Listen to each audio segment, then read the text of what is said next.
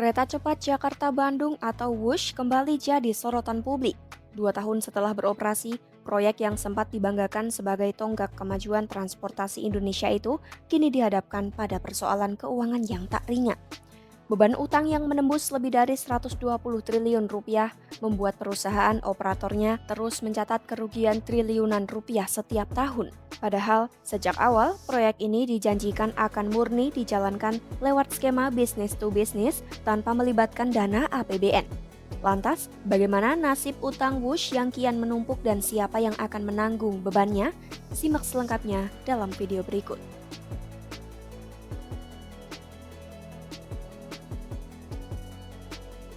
Ex-Direktur Utama PT KAI, Didik Hartantio mengaku dirinya sudah sejak lama mengendus studi kelayakan WUSH akan menimbulkan masalah besar.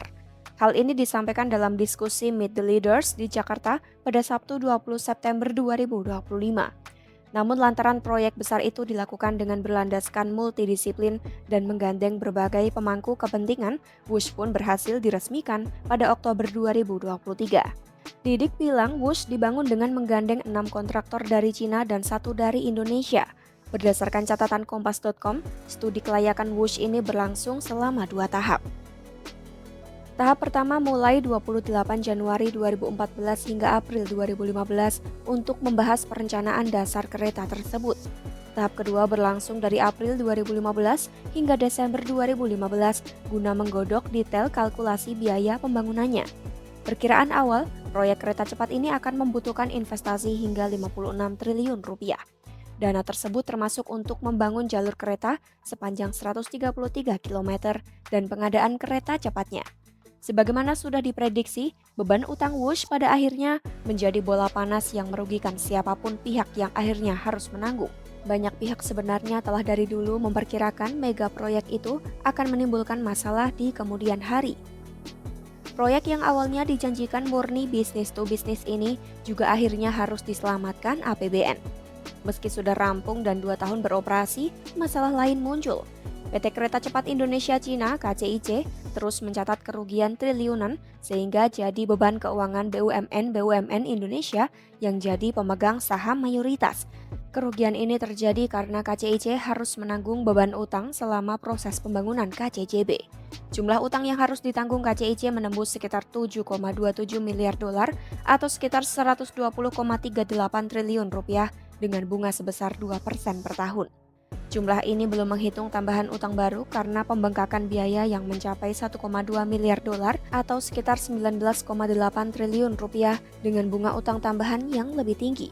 Sebagian besar pembiayaan proyek WUSH ditopang pinjaman dari China Development Bank (CDB), ditambah penyertaan modal pemerintah lewat APBN, serta kontribusi konsorsium BUMN Indonesia dan perusahaan Cina.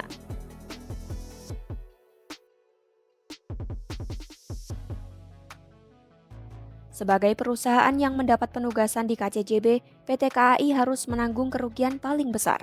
Bahkan, 4 BUMN yang tergabung dalam konsorsium PT KCIC harus menanggung konsekuensi dari utang besar serta tingginya beban bunga yang harus dibayarkan kepada pihak kreditur asal Cina. Dalam laporan keuangan PT KAI per 30 Juni 2025, PT Pilar Sinergi BUMN Indonesia atau PT PSBI sebagai entitas anak usaha KAI mencatat kerugian hingga 4,195 triliun rupiah pada 2024. Kerugian terus berlanjut di tahun 2025.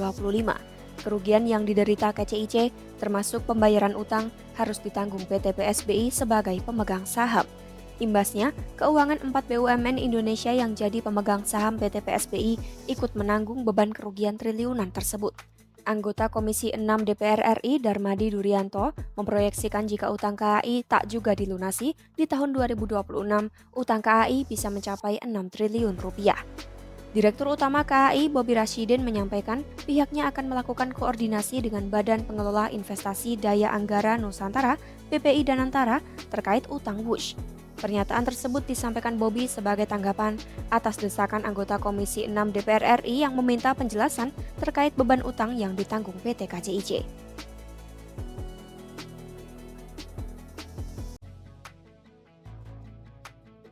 Jika ditarik ke belakang, ide proyek kereta cepat sejatinya sudah muncul sejak masa pemerintahan Presiden Susilo Bambang Yudhoyono pada 2014 hingga 2015. Saat itu, Jepang melalui Japan International Cooperation Agency menunjukkan keseriusannya dengan melakukan studi kelayakan senilai 3,5 juta dolar, sekitar 57,75 miliar rupiah yang melibatkan Kementerian Perhubungan dan BPPT. Meski begitu, SBY memilih berhati-hati dan tidak mengambil keputusan final. Memasuki era Presiden Joko Widodo, arah kebijakan berubah. Pemerintah membuka peluang bagi Jepang dan Cina untuk mengajukan proposal pembangunan kereta cepat dengan syarat tegas, tidak boleh menggunakan dana APBN dan tanpa jaminan pemerintah. Jepang menawarkan investasi sebesar 6,2 miliar dolar, sekitar 102,3 triliun rupiah dengan tenor pinjaman 40 tahun dan bunga rendah 0,1% per tahun. Sementara Cina mengajukan tawaran dengan nilai investasi lebih kecil, yakni 5,5 miliar dolar, sekitar 90,75 triliun rupiah, meskipun dengan bunga lebih tinggi 2%. Setelah melalui berbagai pertimbangan politik dan ekonomi, pemerintah akhirnya memilih Cina sebagai mitra. Alasan utama, tawaran Cina dianggap lebih sesuai dengan syarat yang diajukan, yaitu tanpa keterlibatan APBN dan tanpa jaminan pemerintah. Menteri BUMN periode 2014 hingga 2019 Rini Sumarno menolak proposal Jepang karena tetap menginginkan jaminan pemerintah. Ia bahkan lebih dulu menandatangani nota kesepahaman dengan Menteri Komisi Pembangunan Nasional dan Reformasi Cina, Xu Xiaoxi, pada Maret 2016. Rini berulang kali menegaskan proyek kereta cepat dibangun tanpa dana APBN dan tanpa jaminan pemerintah. Presiden Jokowi juga berulang kali menyampaikan hal serupa, yakni kereta cepat tidak menggunakan APBN. Ia menambahkan jika proyek mangkrak, maka risiko menjadi tanggungan investor, bukan pemerintah. Saat itu, nilai investasi proyek KCJB diperkirakan mencapai 70 triliun hingga 80 triliun rupiah dengan keyakinan bahwa jalur sepanjang 150 km tersebut telah diperhitungkan matang secara ekonomi. Namun tidak semua pejabat sejalan dengan keputusan tersebut. Menteri Perhubungan saat itu, Ignatius Jonan, justru bersikap kritis dan menyampaikan sejumlah keberatan, terutama soal konsesi dan trase proyek. Ia menolak menerbitkan izin trase sebelum seluruh ketentuan dipenuhi. Pihaknya menegaskan tidak bermaksud menghambat, tetapi ingin memastikan seluruh syarat hukum terpenuhi.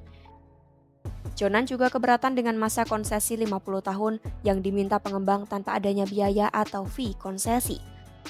Jonan pun mengingatkan pemerintah tidak akan memberikan jaminan apapun terhadap proyek ini. Jika proyek terhenti, izin akan dicabut dan pengembang wajib mengembalikan kondisi alam seperti semula. Sikap tegas Jonan sempat membuat proses perizinan tersendat hingga akhirnya proyek KCJB resmi dimulai pada 2016 setelah Jokowi melakukan peletakan batu pertama di Walini, Kabupaten Bandung Barat. Jonan yang kala itu masih menjabat sebagai Menteri Perhubungan pun tidak hadir dalam acara groundbreaking tersebut, sebuah isyarat kuat betapa tajamnya perbedaan pandangan di balik proyek ambisius WUSH ini.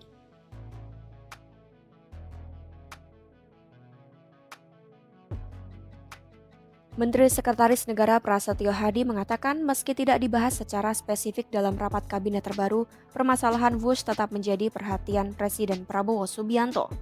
Ia menilai meski ada tanggungan utang ke Cina, keberadaan WUSH membantu mobilitas warga dari Jakarta ke Bandung dan sebaliknya. Bahkan pemerintah ingin proyek ini berkembang hingga ke Surabaya. WUSH bukan salah satu pembahasan malam ini. Tapi beberapa waktu yang lalu juga sudah dibicarakan untuk diminta mencari skema supaya beban keuangan itu bisa dicarikan jalan keluar gitu. Sementara Chief Operating Officer Danantara, Doni Oskaria mengatakan lembaganya menyiapkan dua opsi untuk menyelesaikan utang proyek KCIC, yakni menambah penyertaan modal atau menyerahkan infrastruktur kepada pemerintah. Doni menambahkan proyek KCIC telah memberikan dampak ekonomi cukup besar dengan mempersingkat waktu tempuh dan meningkatkan mobilitas masyarakat. Sedangkan Chief Executive Officer Danantara, Rosan Perkasa Ruslani, memastikan negosiasi restrukturisasi utang KCIC masih berlangsung antara pemerintah Indonesia dan pemerintah Cina. Menurut Rosan, restrukturisasi yang sedang dibahas tidak hanya untuk meredam beban jangka pendek, tetapi juga memperbaiki struktur pembiayaan agar risiko serupa tidak terulang. Di samping itu, Menteri Keuangan Purbaya Yudi Sadewa secara terbuka menyebut utang WUSH harus ditanggung Danantara yang saat ini mengelola semua aset BUMN. Sehingga beban utang KCIC yang harus dibayar ke Cina harus diselesaikan sendiri oleh Danantara, bukan dengan uang pajak. Ia mengusulkan daripada menggunakan APBN, pembayaran utang dari pendanaan proyek KCJB dicicil menggunakan dividen BUMN yang dikumpulkan Danantara. Mantan bos lembaga penjamin simpanan ini kemudian menyinggung soal dividen BUMN yang tak lagi masuk sebagai pemasukan kas negara lewat penerimaan negara bukan pajak PNBP. Tapi kalau ini kan kayak SSI di bawah Danantara kan ya. Kalau di bawah Danantara kan mereka udah punya manajemen sendiri, udah punya dividen sendiri yang rata-rata setahun bisa 80 triliun atau lebih. Harusnya mereka manage dari situ. Jangan ke kita lagi. Karena kan kalau enggak ya semuanya ke kita lagi, termasuk dividennya. Jadi ini kan mau dipisahin swasta sama government. Proyek kereta cepat Wush yang dulu dijanjikan tanpa dana dan jaminan pemerintah kini berubah jadi beban berat. Biaya membengkak, utang menumpuk, dan kerugian terus berlanjut meski sudah beroperasi. BUMN dan pemerintah kini harus mencari jalan keluar agar proyek yang awalnya disebut simbol kemajuan ini tidak justru menjadi beban keuangan negara.